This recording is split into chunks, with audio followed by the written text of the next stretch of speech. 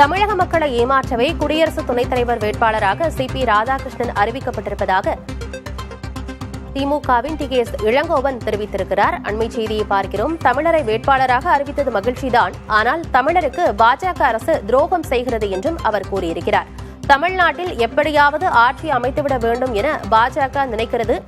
அதனுடைய ஒரு நகர்வே சி.பி. ராதாகிருஷ்ணன் அறிவிப்பு என்பது தொடர்பாக திமுகவின் டி.கே.எஸ். இளங்கோவன் பேசியிருக்கிறார். தமிழக மக்களை ஏமாற்ற குடியரசு துணைத் தலைவர் வேட்பாளராக சி.பி. ராதாகிருஷ்ணன் அறிவிக்கப்பட்டிருப்பதாக திமுக கூறியிருக்கிறது.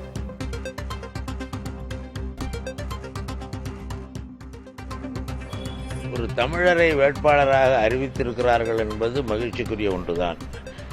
தமிழ்நாட்டிலே எல்லா வகையிலும் வஞ்சிக்கிற ஒரு கட்சி, தமிழ்நாட்டின் தொன்மையை பறைசாற்றுகிற, தொன்மையை எடுத்து சொல்லுகிற கீழடி அகழ்வாராய்வை கூட அங்கீகரிக்காத ஒரு கட்சி, அதை எப்படியாவது மாற்ற வேண்டும் என்பதற்காக அந்த அதிகாரியையே இடம் மாற்றம் செய்த ஒரு கட்சி, தமிழர்களுக்கு வழங்க வேண்டிய நிதியை தரமாட்டோம் என்று வெளிப்படையாக சொல்லுகிற அமைச்சரை கொண்ட ஒரு கட்சி, எல்லா வகையிலும் தமிழ் மக்களுக்கு துரோகம் செய்கிற பாஜக ஒரு வேட்பாளராக தமிழரை நிறுத்தி இருக்கிறார்கள் என்பது ஆச்சரியத்துக்கு உள்ளான ஒன்றுதான். அந்த வகையில் நாங்கள் தமிழர் போட்டியிடுகிறார் என்று மகிழ்ச்சி அடைவதை காட்டிலும் இவர்கள் தேர்தலில், தமிழ்நாட்டில் நடைபெற இருக்கிற தேர்தலை மனதில் வைத்துக்கொண்டு தமிழக மக்களை ஏமாற்ற முயற்சிக்கிறார்கள் என்ற எண்ணம் தான் மேலோங்கி நிற்கிறது.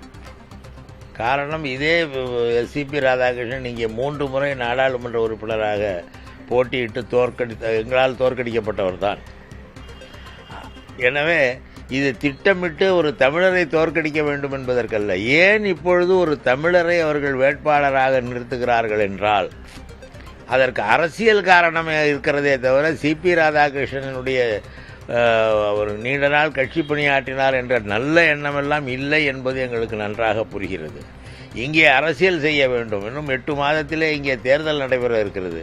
நாங்கள் தமிழரை ஆதரித்தோம், ஆனால் திமுக அவருக்கு வாக்களிக்கவில்லை என்று தமிழர்களுக்கு எதிராக, திமுகவுக்கு எதிராக தமிழர்களை திசை திருப்ப பார்க்கிறார்கள். ஆனால் உண்மையில் தமிழர்கள் அனைவருக்கும் தெரியும், பாஜக திட்டமிட்டு எங்கள் இனத்தையே அழிக்க பார்க்கிறது, எங்கள் இனத்தின் பெருமையை கெடுக்க நினைக்கிறது, எங்களுடைய பிள்ளைகள் படிப்புக்கு பணம் கொடுக்க மறுக்கிறது என்று எல்லாமே தமிழ்நாட்டு மக்களுக்கு நன்றாக தெரியும். அதனால் இதை தமிழ்நாட்டு மக்கள் அதை புரிந்து கொள்வார்கள். இது பாஜகவுக்கு கொடுக்குற ஆதரவு, சிபிஆருக்கு கொடுக்குற ஆதரவு அல்ல. நாங்கள் இந்த கூட்டணியிலிருந்து வெளியேறி பாஜகவுக்கு ஆதரவு அளிக்கிறோம் என்றுதான் அந்த கருத்து தான் போகும் இந்தியா முழுமைக்கும். தமிழ்நாட்டிலே ஒரு தமிழரை அவர்கள் நிறுத்துவதே அவருடைய திறமையை கொண்டோ அல்லது அவருடைய பெருமைக்காகவோ அல்ல, இங்கே அதை வைத்து அரசியல் செய்வதற்காக என்பதுதான் என்னுடைய கருத்து. இந்த பிரச்சனையை தமிழர்களுக்கு திமுக ஆதரிக்கும் என்கிற அந்த பிரச்சனையை நேற்று விவாதங்கள் மூலம் அவர்கள் நடத்துகிறார்கள் என்றாலே நீங்கள் தெரிந்து கொள்ள வேண்டும், இது சி.பி. ராதாகிருஷ்ணனுக்கு உரிய மரியாதையை கொடுப்பதற்காக அல்ல, தமிழ்நாட்டிலே அரசியலிலே குழப்பத்தை விளைவிப்பதற்காக என்பதை நீங்கள் புரிந்து கொள்வீர்கள்.